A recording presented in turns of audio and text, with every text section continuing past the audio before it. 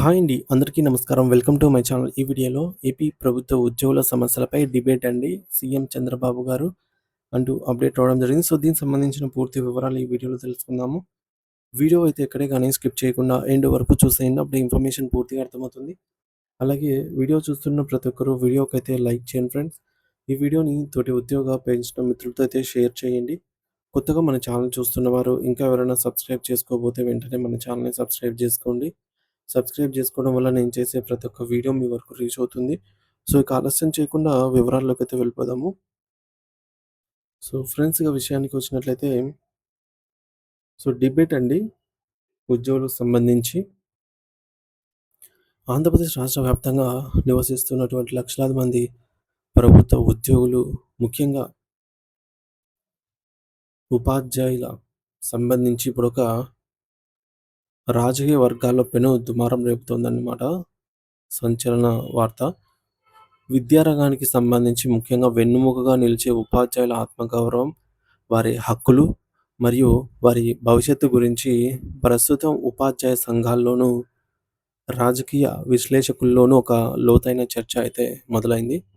అయితే ఈ సమాచారం అనేది కేవలం ఒక సాధారణ వార్త మాత్రమే కాదండి. రాష్ట్రంలోని విద్యా సంస్థ గమనాన్ని మరియు ప్రభుత్వం వారి పట్ల చూపే వైఖరికి అద్దం లాంటిదనమాట. ప్రతిబింబించే అద్దం లాంటిదనమాట ఈ వార్త. సో, అంటే ఏపీ ఉద్యోగ మరియు ఉపాధ్యాయ వర్గాలకు సంబంధించినటువంటి ఈ యొక్క అంశంపై గ్రాడ్యుయేట్ ఎమ్మెల్సీ వేపాడ చిరంజీవి గారు తాజాగా స్పందించారు. మరి ఆయన గత వైఎస్ఆర్‌సీపీ కాంగ్రెస్ పార్టీ ప్రభుత్వం అనుసరించినటువంటి విధానాలపై గూడా ఆయన పార్టీ అగ్రనేతపై తీవ్ర స్థాయిలో అయితే విరుచుకుపడుతూ ఉపాధ్యాయుల పక్షాన తన గళాన్ని వినిపించారన్నమాట బలంగా.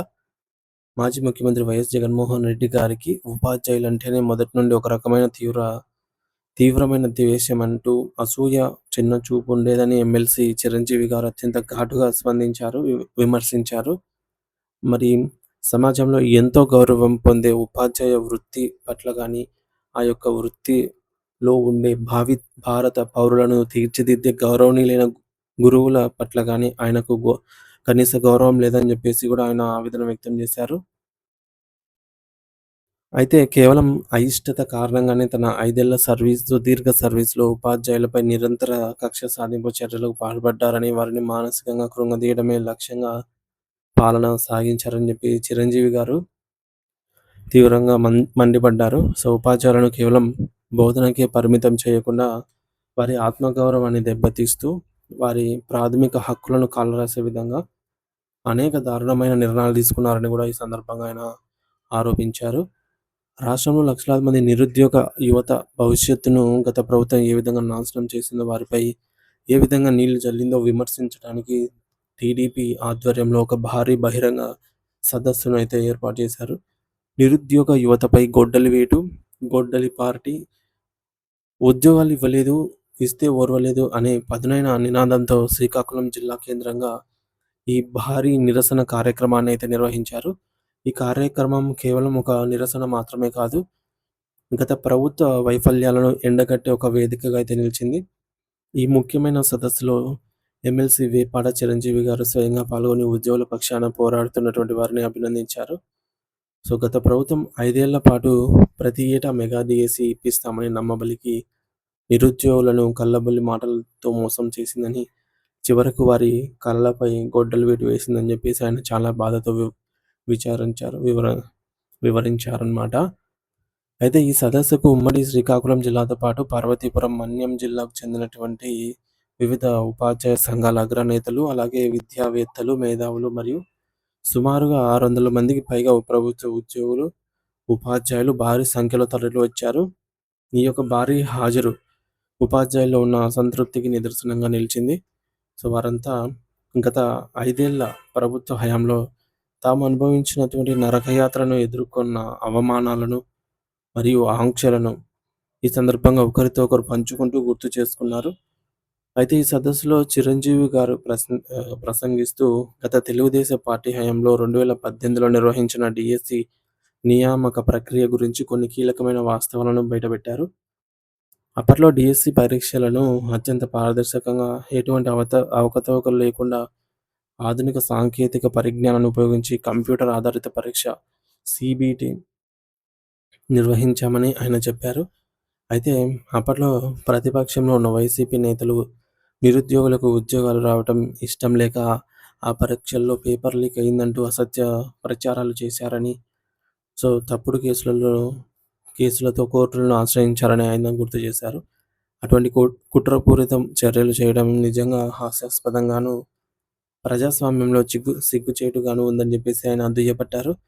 నిరుద్యోగుల పొట్టగొట్టడమే లక్ష్యంగా వైకాపా నేతలు అప్పట్లో ఈ విధంగా వ్యవహరించాలని చెప్పేసి మండిపడ్డారు. అంతేకాకుండా జగన్ ప్రభుత్వ హయాంలో ఉపాధ్యాయులకు అప్పగించినటువంటి వింతైన మరియు అమాయకమైన డ్యూటీలను రాష్ట్ర ప్రజలు మరియు ఉపాధ్యాయ లోకం ఎప్పటికీ మర్చిపోలేదని ఆయన ఎద్దేవా చేశారు. విద్యా బుద్ధులు నేర్పించి సమాజాన్ని సంస్కరించే ఉపాధ్యాయులను తీసుకెళ్లి మద్యం దుకాణాల వద్ద క్యూ లైన్‌లను నియంత్రించటానికి, మందు బాబులను క్రమపద్ధతిలో నిలబెట్టడానికి కాపలాదారులుగా నియమించడాన్ని ఆయన తీవ్రంగా ఖండించారు.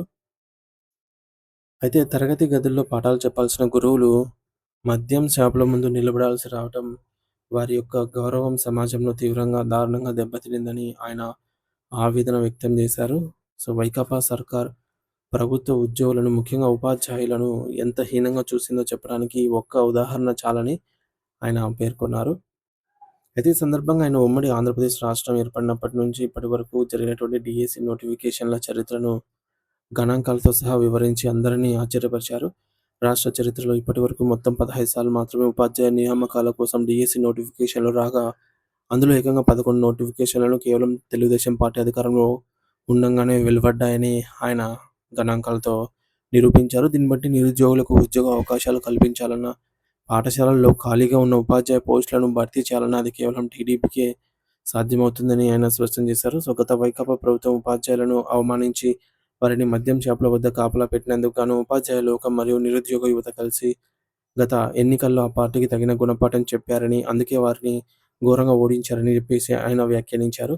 చివరగా ఆయన ఉపాధ్యాయులు మరియు ప్రభుత్వ ఉద్యోగులకు ఒక గొప్ప నమ్మకాన్ని, భరోసాని కల్పించే ప్రకటన చేశారు. ప్రస్తుతం రాష్ట్రంలో అధికారంలో ఉన్నటువంటి కూటమి ప్రభుత్వం, నారా చంద్రబాబు నాయుడు గారి నేతృత్వంలోని ప్రభుత్వం ఉద్యోగులను గానీ, ఉపాధ్యాయులను గానీ ఎట్టి పరిస్థితుల్లోనూ అవమానించే ప్రసక్తే ఉండదని ఆయన ఘంటాపథంగా తెలియజేశారు. ఉపాధ్యాయుల సమస్యలను పరిష్కరిస్తూ, వారి హక్కులను కాపాడుతూ, సమాజంలో వారికి ఉన్నతమైన గౌరవాన్ని తిరిగి తీసుకురావడానికి ఈ ప్రభుత్వం ఎల్లవేళలా కట్టుబడి ఉంటుందని చెప్పేసి ఆయన స్పష్టం చేశారు. ఉపాధ్యాయుల సంక్షేమమే తమ ప్రభుత్వ ప్రాధాన్యత అని చెప్పేసి కూడా ఆయన ఈ సందర్భంగా మాట ఇచ్చారనమాట.